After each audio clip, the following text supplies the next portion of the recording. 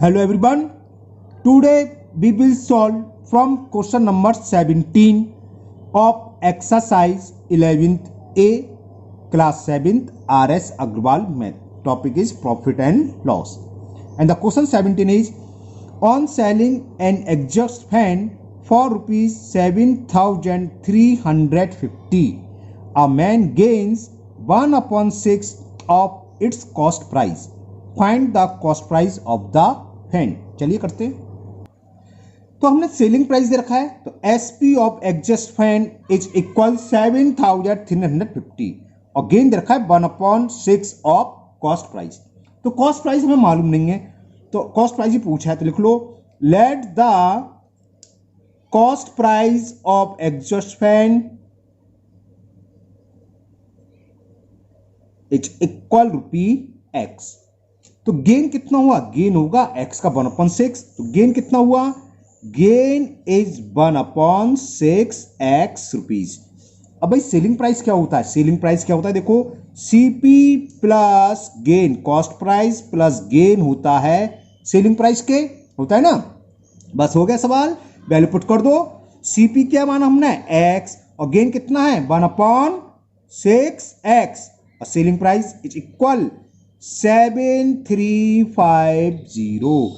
इसमें एलसीएम क्या आएगा? 6 और 6 का मल्टीपल x, x का मतलब x/1।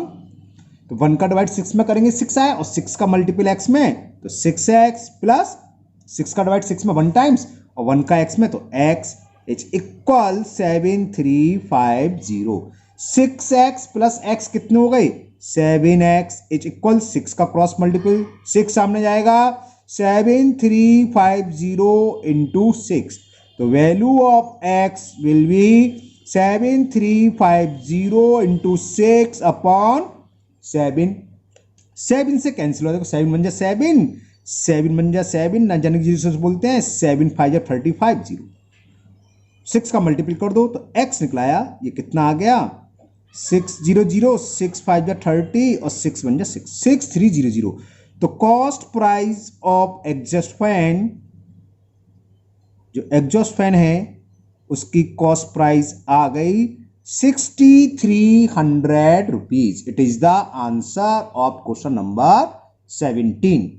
Now next question number 18। And the question 18 is Mohit sold a watch to Karim at a gain of 10%। Mohit ने करीम को 10% प्रॉफिट लेते हुए वॉच को बेच दिया। करीम सोल्ड इट टू रहीम, करीम ने रहीम को बेचा एट अ गेन ऑफ 4% लेते हुए प्रॉफिट लिया। इफ रहीम पे, रहीम का पे दे रखा कि रहीम ने कितना पेड करा 14,300 rupees for it. For how much did Mohit purchase it, तो हमें बताना है मोहित ने कितने में खरीदी। तो लेट, दो बार लेट लिख लिया, चलो लेट मोहित परचेज क्या थी? क्वेश्चन नंबर 18 वॉच है, तो late Mohit purchase watch eight रुपी एक्स। एक्स मान के सारे सवाल हो जाते हैं, थोड़े लंबे हो जाते हैं। 100 मानने से कैलकुलेशन इजी हो जाती है। इस सवाल को मैं एक्स मान के कर देता हूं और कोई सवाल मैं 100 मान के कर दूंगा। अब चलो यहां देखो, दोबारा सवाल पढ़ो। क्या कह रहा है ये कि on Mohit sold a watch to Karim at 10% profit. तो एट 10% गेन, सेलिंग प्राइस निकाल लो। SP selling price of watch क्या होगा? सेलिंग प्राइस क्या होता है? सीपी इंटू 100 प्लस, फॉर्मूले याद होने चाहिए, बहुत तुरंत रहता है, गेन परसेंट अपॉन 100। तो सेलिंग प्राइस ये निकलेगा। सीपी हमने कॉस्ट मान ली, मोहन ने जो घड़ी खरीदी, मोहित है, मोहित ने जो खरीदी x रुपीज की, तो कॉस्ट प्राइस हो गया x ब्रैकेट में 100 प्लस 10%। तो गेन परसेंट की जगह क्या आएगा? 10 अपॉन 100। तो ये हो गया x इंटू 100 प्लस 10, तो सब जानते हो, अपॉन 100।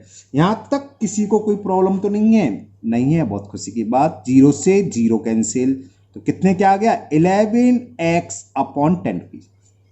ये सेलिंग प्राइस होगी किसके लिए, सेलिंग प्राइस फॉर मोहित, मोहित ने बेची है ना। तो SP फॉर मोहित यहां लिख देता हूं मैं, SP फॉर मोहित। ऐसा क्यों लिखा बताऊंगा अभी। अब मोहित ने किसको बेची थी, करीम को, तो करीम तो ये खरीद रहा है इतने में, तो ये मोहित के लिए सेलिंग प्राइस है, लेकिन करीम के लिए क्या है, वॉच का CP कॉस्ट प्राइस। तो CP फॉर करीम क्या होगा, ₹11x अपॉन 10। बात समझ में आ गई। मोहित ने करीम को बेची 11x अपॉन 10 रुपीज ने, तो मोहित बेच रहा है तो मोहित के लिए क्या हुआ, सेलिंग प्राइस हो गया, लेकिन करीम तो खरीद रहा है भाई, तो करीम के लिए ये हुआ कॉस्ट प्राइस वॉच का। वॉच है ये ध्यान रखना, वॉच नहीं भूली जाओ। अब क्या करा, करीम ने इसको किसी तीसरे पर्सन को, थर्ड पर्सन को सोल्ड कर दिया, और वो था रहीम। अब 4% प्रॉफिट पर बेच रहा है, तो एट 4% गेन सेलिंग प्राइस क्या होगा। अब CP तो यह करीम के लिए, यहां चाहो आप लिख सकते हो, यहां चलो ऐसे लिख लो फॉर करीम, हेडिंग डाल लो तो कुछ कंफ्यूजन नहीं होगा। KARIM है वो सही कर लेना, मेरी राइटिंग ऐसी है। For Karim selling cost price of watch will be 11x upon 10 rupees, और एट 4% गेन पर बेच रहा है, तो सेलिंग प्राइस क्या होगा, अभी ऊपर लिखा है फॉर्मूला तो नहीं लिख रहा, CP। अब CP करीम के लिए वॉच का ये है 11x अपॉन 10 ब्रैकेट में 100 प्लस गेन परसेंट कितना है 4, अपॉन में भी क्या था 100, फॉर्मूला ऊपर लिख चुका इसलिए मैं डायरेक्ट लिख दिया यहाँ। तो ये कितना आ गया 11x इंटू 100 प्लस 4 कितना हो गया 104 अपॉन 10 इंटू 100। यहां तक क्लियर। कुछ कैंसिल हुआ तो कैंसिल कर सकते हो, 4 से कैंसिल हो रहा है, देखो 4 2 जा 8 बचा 2 तो 24 हो गया, 4 6 जा 24, 4 से 125 बार कैंसिल। और कैंसिल आप करना चाहो कर सकते, 2 से हो रहा है, 2 5 जा 2 से कितना हो गया 13। तो क्या बचा, ये सेलिंग प्राइस वॉच की आ गई 11 इंटू ये है 13, और ये x ये इंटू ये सब x अपॉन 5 इंटू 25। आखिर में कैलकुलेट नहीं कर रहा, क्यों बताऊंगा। करीम ने किसको बेची है, करीम ने ये बेची है रहीम को, है ना। तो ये सेलिंग प्राइस तो करीम के लिए हुआ, तो for Rahim cost price of watch for Rahim, ये रहीम के लिए क्या हुआ, रहीम खरीद रहा है इससे, तो cost price of watch for Rahim will be this into this, इसके इक्वल होगा। और ये हमें गिवन है कि रहीम ने कितने रुपए दिए 14,300, यानी कि ये सारी वैल्यू किसके इक्वल होगी, लिखना चाहो लिख सकते हो according to question. Cost of watch for Rahim ये है 11 into 13 into x upon 5 into 25, ये इक्वल है 14,300 रुपीज। तो बस कैलकुलेट करके x की वैल्यू फाइंड कर सकते हैं। तो value of x is 14300 cross multiple 5 into 25 upon 11 into 13।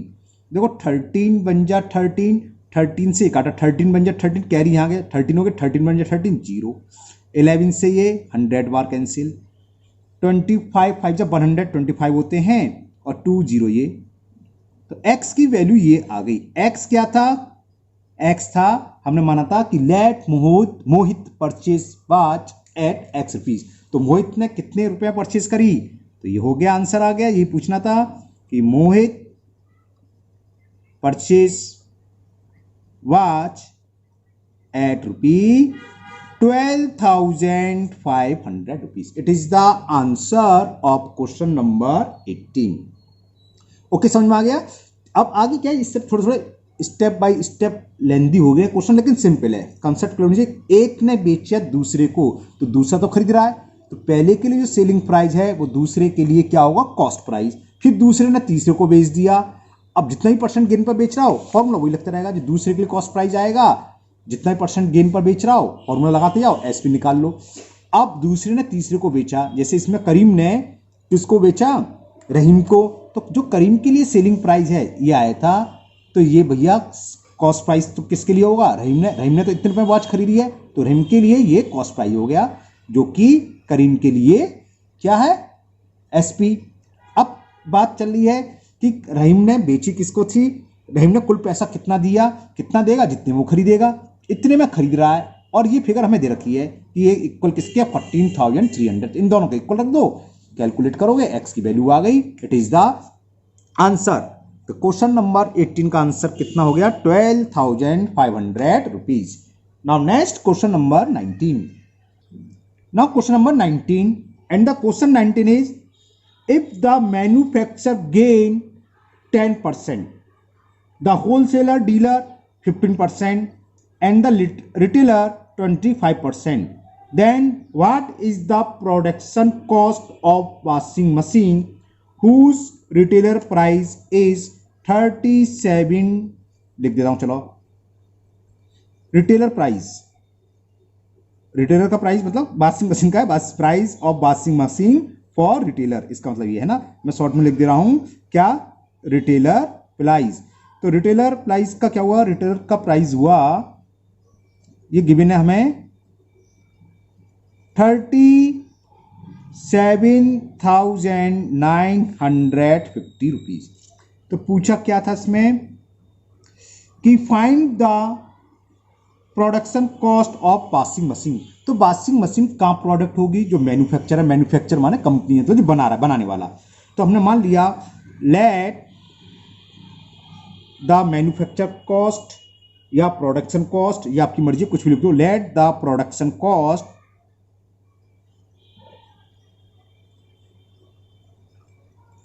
Of washing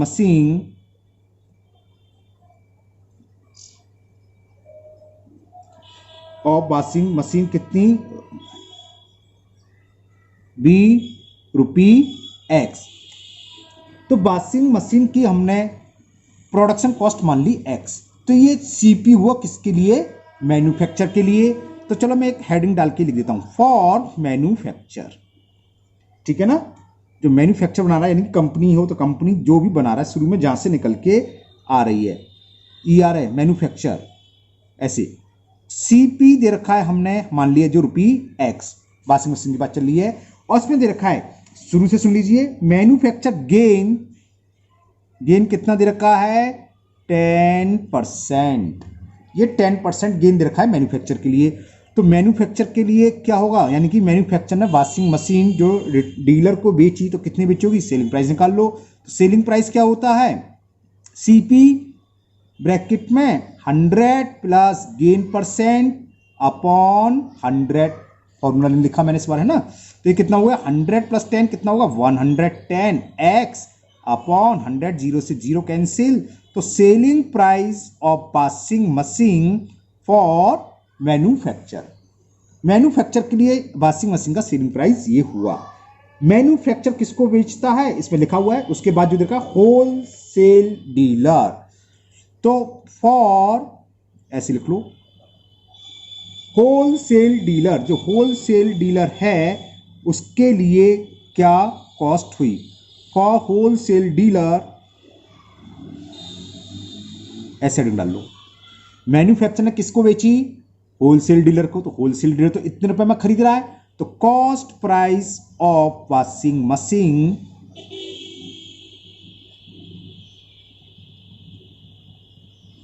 किसके इक्वल हुई, इसके इक्वल 11x अपॉन 10 रुपीज।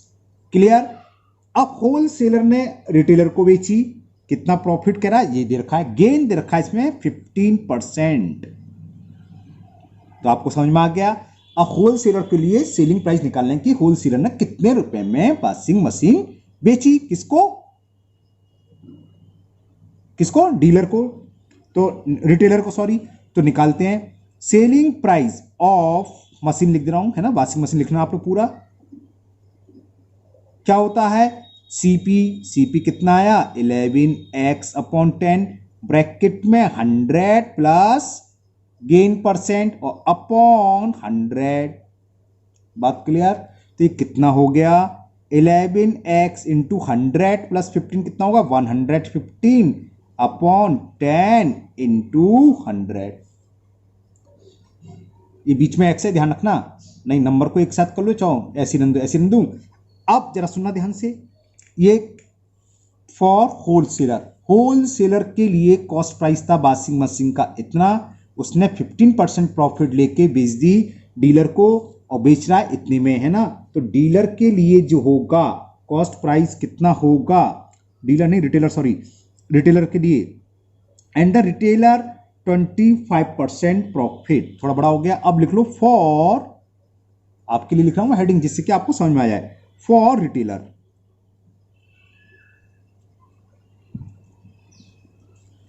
ये खरीदी किसने, रिटेलर ने, तो रिटेलर के लिए क्या होगा कॉस्ट प्राइस, तो cost price of washing machine किसके होगी, रुपए, मैं इसको पास लिख रहा हूं मतलब कांस्टेंट, 11 इंटू 115 ये हो गया 1000, है ना, 10 इंटू 100,000 और क्या है इंटू एक्स। बात समझ में आ गया, समझ में आ गई ना। रिटेलर के लिए कॉस्ट प्राइस ये हुई। अब दोबारा से सुनना, रिटेलर इसको 25% प्रॉफिट पर बेच रहा है, मैन्युफैक्चर का 10% प्रॉफिट, होलसेलर डीलर का 15% और रिटेलर का 25%। Then what is the production cost of washing machine whose retailer price is 37,950। अब हमें क्या करना है, इसके आगे हमें कुछ बढ़ने की जरूरत नहीं। रिटेलर के लिए प्राइस ये हुआ और ये हमें दे रखा है cost price of washing machine retailer, तो अकॉर्डिंग टू क्वेश्चन लिख दो कि ये जो प्राइस है 11 इंटू जो 25% दे रखा है उसका हमें कोई यूज नहीं है, अगर कस्टमर को बेच रहा होता तो। यहां प्राइस किसका दे रखा है, दोबारा से सुन लो, the production cost of washing machine whose retailer price is, retailer price दे रखा है 37,950, कैलकुलेट करेंगे आंसर आएगा। ओके समझ में आ गया ना। तो दोबारा सुन लो, क्वेश्चन क्या था, जहां तक आ गया था सेलिंग प्राइस ऑफ मशीन हो गई इतनी, किसके लिए, होलसेलर, और होलसेलर बेच रहा है रिटेलर को, और रिटेलर इसको बेच रहा है 25% पर। The production cost of a washing machine whose retail price दे रखा, सॉरी फॉर रिटेलर नहीं रिटेल प्राइस, तो ये थोड़ा गलत है, रिटेल प्राइस है तो अब उसका भी निकालो। रिटेलर कितना प्रॉफिट में बेच रहा है 25%, तो गेन इज इक्वल 25%। तो रिटेल प्राइस का मतलब जो रिटेलर बेच रहा है, रिटेलर कितने बेचेगा, अपना प्रॉफिट ऐड करेगा। अगर होता फॉर रिटेलर प्राइस तो ये आया था, तो फॉर रिटेलर प्राइस नहीं लिख रहा है बल्कि लिख रहा है रिटेल प्राइस, तो ये नहीं होगा। अब हम फिर निकालेंगे एसपी, तो सेलिंग प्राइस क्या होगी, चलो उधर करता हूं इसमें जगह कम है, चलिए देखिए।